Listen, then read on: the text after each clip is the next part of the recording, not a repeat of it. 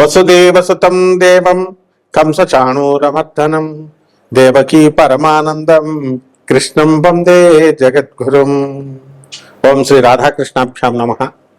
ఓం కృష్ణం వందే జగద్గురుం, అర్జునం వందే జగదేక వీరం. మనకి ఇప్పుడు గ్రహాల మార్పు జరగబోతుంది. ఎలా? గురుగ్రహము 2 అక్టోబర్ 2 జూన్ 2026 సంవత్సరం నుంచి మనకి మిథున రాశి నుంచి కర్కాటక రాశిలోకి మారుతున్నాడు. దీనివల్ల కొన్ని రాశుల వారికి మేలు జరుగుతుంది, కొన్ని రాశుల వారికి యావరేజ్గా ఉంటుంది, కొన్ని రాశుల వారికి బిలో యావరేజ్గా ఉంటుంది. అయితే ఈ నెలలో కొన్ని రాశులు మారుతున్నాయి అన్నమాట. అవేంటో మనం చూద్దాం. ఇప్పుడు మనకి 15 జూన్ 2026 సంవత్సరంలో మిథున రాశిలోకి రవి మారుతున్నాడు. అలాగే 20 జూన్ 2026 సంవత్సరం నుంచి కుజుడు వృషభ రాశిలోకి మారుతున్నాడు. అలాగే 22 జూన్ 2026 సంవత్సరం నుంచి మనకి బుధుడు కర్కాటక రాశిలోకి మారుతున్నాడు. తర్వాత 29 జూన్ 2026 సంవత్సరంలో కర్కాటక రాశిలో బుధుడు వక్రిస్తున్నాడు. ఇన్ని జరుగుతున్నాయి అన్నమాట జూన్ నెలలో. అంటే 1/6/2026 సంవత్సరంలో కర్కాటకంలోకి గురుడు రాత్రి 1:50 తర్వాత మారుతున్నాడు కాబట్టి 2వ తారీఖు అంటున్నాం. అలాగే 8/6/2026 సంవత్సరంలో కర్కాటకంలోకి శుక్రుడు మారుతున్నాడు. ఈ యొక్క గ్రహ సంపుటి వల్ల మనకి ఏ గ్రహాలకి ఏమి ఫలితాలు వస్తాయో మనం తెలుసుకుందాం. తెలుసుకునే ముందు మనం ఒక విషయం తెలుసుకోవాలి. గురుగ్రహము 12 సంవత్సరాలకు ఒకసారి మారుతుంది. 12 సంవత్సరాలకు ఒకసారి మారినప్పుడు మనకి ఏమవుతుందంటే ఈ గురుగ్రహము అనేకమైనటువంటి శుభ ఫలితాలను ఇస్తుంది కొన్ని రాశుల వారికి. ఈ యొక్క కుంభరాశిలో ఉన్నటువంటి రాహువు ఈ జూన్ నెలంతా కూడా కుంభరాశిలో ఉంటాడు. కేతువు మరి మనకి సింహరాశిలోనే ఉంటాడు. మీనరాశిలో శని ఉన్నాడు. ఈ యొక్క ప్లానెట్స్ కాంబినేషన్ వల్ల మనం ఏమనుకుంటామంటే ఒక అద్భుతాలు జరగబోతున్నాయేమో. ఇప్పుడు అందరూ కూడా చెప్పేదాన్ని బట్టి మిథున రాశి వారికి అందరికీ అద్భుతాలు జరగబోతున్నాయి అనుకుంటున్నారు. ఏం అద్భుతాలండి గురువు గారు మిథున రాశి వారికి అని చాలా మంది అడిగారు. ఒక ఆయన మిథున రాశి ఆయన అమెరికాలో జాబ్ చేస్తున్నాడు. వాళ్ళ భార్య పిల్లల్ని తీసుకొని అమెరికా ఇప్పుడు వాళ్ళు వెళ్ళిపోతున్నారు. ఉద్యోగంలో 6 సంవత్సరాలకే వచ్చిందండి కాంట్రాక్ట్ అమెరికాలో. ఇది ఏమన్నా ఎక్స్టెండ్ అవుతుందా అన్నారు. అవ్వచ్చు. అలాగే ఈ యొక్క మిథున రాశి వాళ్ళకి మరి నేను హౌస్ వైఫ్ అండి, మరి నాకేమవుతుందండి అంటే డబ్బులు వస్తాయమ్మా. మిథున రాశి వాళ్ళకి, మీ తమ్ముడు వాళ్ళకి, మీ మరదల వాళ్ళకి డబ్బులు వస్తున్నప్పుడు నీకెందుకు డబ్బులు రావంటే, డబ్బులు నేను హౌస్ వైఫ్ని కదండి నాకు ఎలా వస్తాయి అంటారు. అది ఎలా వస్తాయో మనకు తెలియదు. మనకి డబ్బులు వస్తాయంటే వస్తాయి అంతే.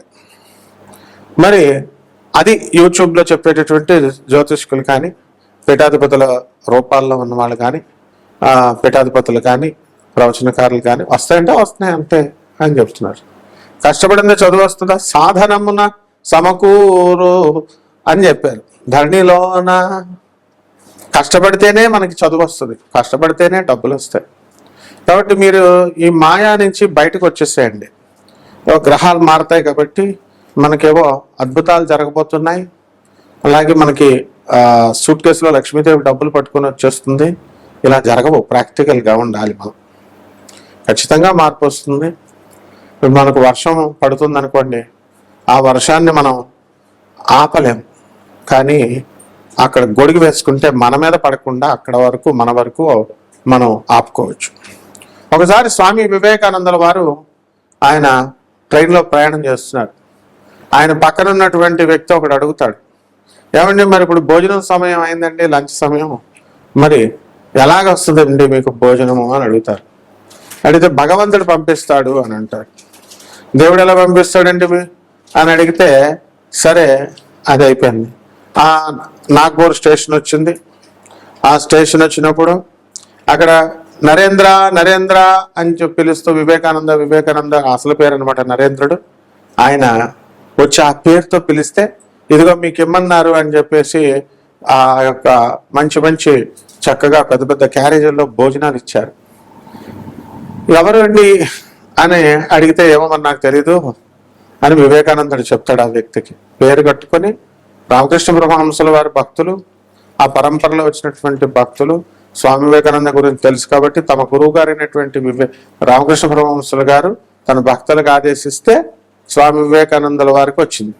అలా మనము ఏ పనులు కూడా మనము కష్టపడి దానికోసం మనం వెయిట్ చేయాల్సినటువంటి అవసరం లేదు.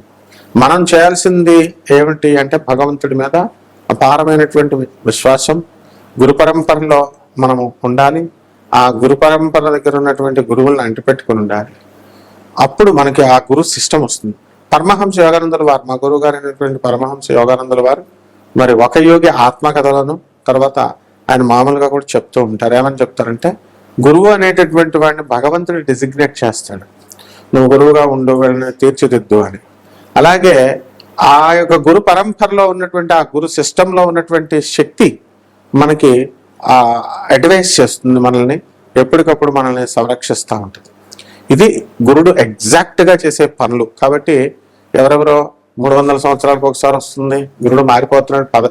ప్రతి సంవత్సరం గురుడు మారుతాడు. ఒక్కొక్క రాశిలోకి 12 రాశులకు 12 సంవత్సరాలకు ఒకసారి మారుతాడు. ఇది పెద్ద వింత కాదు.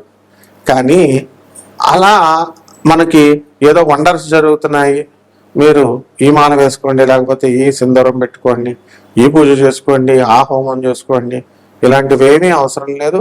మీకు ₹1 ఖర్చు అవ్వకుండా మీకు స్వామి వివేకానందుల వారు చెప్పారు. అలాగే service to humanity is real service to God అని మానవులకి, పేదవారికి, అనాథలకి, వికలాంగులకి, సాధువులకి సేవ చేయడం ద్వారా మరి తప్పకుండా గురుమండల వ్యవస్థ నుంచి గురువు యొక్క అనుగ్రహం మీ పైన వస్తుంది. అలా కాకుండా బాగా డబ్బు ఉన్నటువంటి వాళ్ళు పెసనార్తనంగా వాళ్ళ బీరువాళ్ళలో డబ్బులు దాచుకుని ఖర్చు పెట్టకుండా పేదవాళ్ళకి, అవసరంలో ఉన్న వాళ్ళకి కనుక ఆదుకోకపోయినట్లయితే వాళ్ళు తప్పకుండా నష్టపోయేటటువంటి అవకాశాలు ఉంటాయి. కాబట్టి ఎదుగుదల మాట ఎలా ఉంచండి, డౌన్ఫాల్ అవడానికి అవకాశాలు ఉంటాయి. కాబట్టి ఎంతసేపు కూడా మీ పక్కవాడు మీ పట్ల ఏదో ఒక సహాయం చేస్తారనేటటువంటి ఎక్స్పెక్టేషన్తో ఉంటాడు. Everyone will have greater expectations on his fellow beings అని. కాబట్టి మనకి మీరంతా ఎదగాలని పక్కవాడు కోరుకుంటాడు. ఎందువల్ల కోరుకుంటాడు? వాడి మీ కారు ఉంటే వాడిని ఎక్కించుకుంటారండి, మీ దగ్గర ₹100 అంటే ₹10 వాడికి అప్పిస్తారండి. This is positive optimism.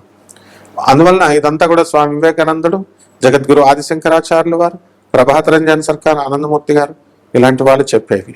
కాబట్టి మీ అందరూ కూడా ఇది కోటాను కోట్ల మందికి కామన్ ప్లాట్ఫారం మీద చెప్పబడేటటువంటి ఈ యొక్క రాశి ఫలాలు. దాన్ని ఒక్కొక్క వారీగా ఒక్కొక్క 12 రాశుల వారికి కూడా ఒక్కొక్కళ్ళకి మీకు ఎలాంటి ఫలితాలు ఇస్తుంది అనేటటువంటిది మనము ఈ గోచార రీత్యా మనం తెలుసుకుందాం. వ్యక్తిగత జాతకాల ద్వారా మాత్రమే తెలుస్తుంది. సో వ్యక్తిగత జాతకాల ద్వారా మీ జాతకంలో మీరు ఇల్లు ఎప్పుడు కడతారు, ఇవన్నీ చేస్తారు, మనం చదువు ఎప్పుడు వస్తుంది, ఇలాంటివన్నీ కూడా మనకు తెలుస్తాయి. నాసా లైవ్ రిపోర్ట్స్ని బట్టి మనం చెప్పడం అనేటటువంటిది జరుగుతుంది. కాబట్టి ఈ గురు మార్పు వల్ల ఏ ఏ రాశుల వారికి ఎలాంటి జరగబోతున్నాయి అనేటటువంటిది విడివిడిగా ఒక్కొక్క రాశి వారిని చూసి తెలుసుకుందాం. ధనుస్సు రాశి. ఈ ధనుస్సు రాశి వారికి అందరికీ కూడా మరి సప్తమ స్థితిగతుడైనటువంటి గురుగ్రహము మిథున రాశి నుంచి కర్కాటక రాశిలోకి వస్తున్నాడు. అష్టమ స్థితిగతుడు అవడం వల్ల అనేకమైనటువంటి మార్పులు మీ జాతకంలో జరుగుతాయి. అయితే తృతీయ స్థితిగతుడైనటువంటి ఈ యొక్క రాహుగ్రహ ప్రభావం వలన మీ వ్యాపారాలు ఏమీ లాస్ కాకుండా ముందుకు వెళ్తూ ఉంటారు. కొత్త కొత్త వ్యాపారాలను మీరు ప్రారంభించాలనే ఆలోచన మీరు చేస్తూ ఉంటారు. కొత్త కొత్త పార్ట్నర్లతో కలిసి మీరు చేయాలని ఆలోచిస్తూ ఉంటారు. అయితే ఈ యొక్క అర్ధాష్టమ శనిగ్రహ ప్రభావం వలన పనులన్నీ కూడా కాస్త ఆలస్యంగా అవడంతో కాస్త నిరాశ పడతా ఉంటారు.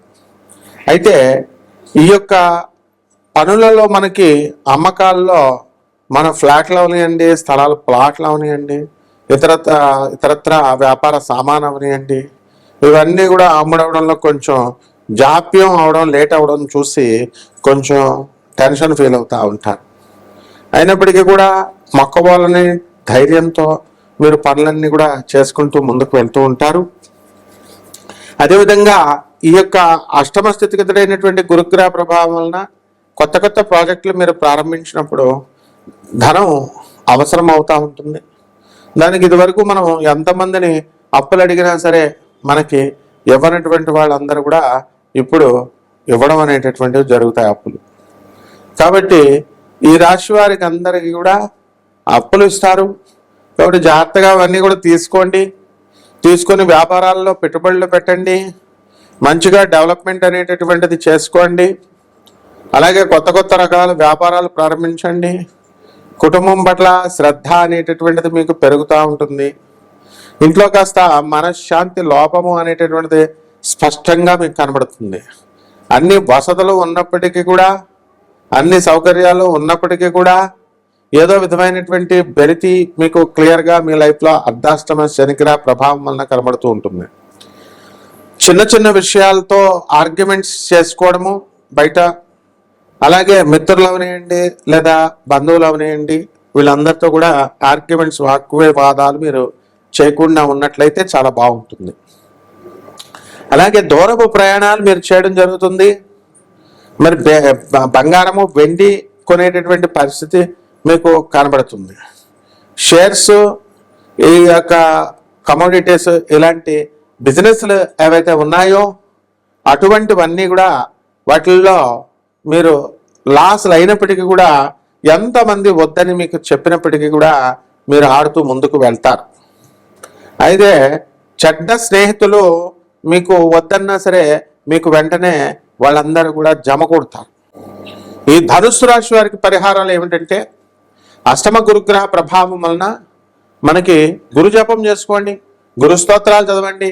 గురువుకి కిలోంపావు శనగలు ఉంటాయి కదా, శనగల్ని మనము పసుపు రంగు వస్త్రాల నుంచి పేద బ్రాహ్మణులకి గురువారం నాడు దానం చేసుకోండి. దశమహావిద్యల్లో ఒకటైనటువంటి తారాదేవి అమ్మవారి యొక్క మంత్రజపము, ఆమె యొక్క అనుష్ఠానము, ఆమె యొక్క హోమం మేళలో చేసుకోవడం ద్వారా బ్రహ్మాండంగా కలిసి వస్తుంది మీకు. అదేవిధంగా మరి అత్తి చెట్టు అంటాము, అదే మేడి చెట్టు. ఆ మేడి చెట్టుని మీ ఇళ్లలో వేసుకోవాలి. ఏమంటే మా ఇంట్లో వేసుకోకూడదని మీకు సెంటిమెంట్లు ఉంటే వేసుకోవచ్చు అని చెప్తున్నాం మేము. అయినప్పటికీ మీకు ఆ సెంటిమెంట్లు ఉంటే బయట ఎక్కడైనా వేసుకోండి. దానికి మీరు నీళ్లు పోసుకోవాలా. దాని మొదల్లో చక్కగా మీకు సాక్షాత్తు అనఘాదేవి దత్తాత్రేయ స్వామి వారు 64 యోగిని గణాలు ఉంటాయి. ఇవన్నీ మిస్ అయిపోతారు మీ ఇంట్లో వేసుకోకపోతే. అవన్నీ బయట వేసుకున్నాం.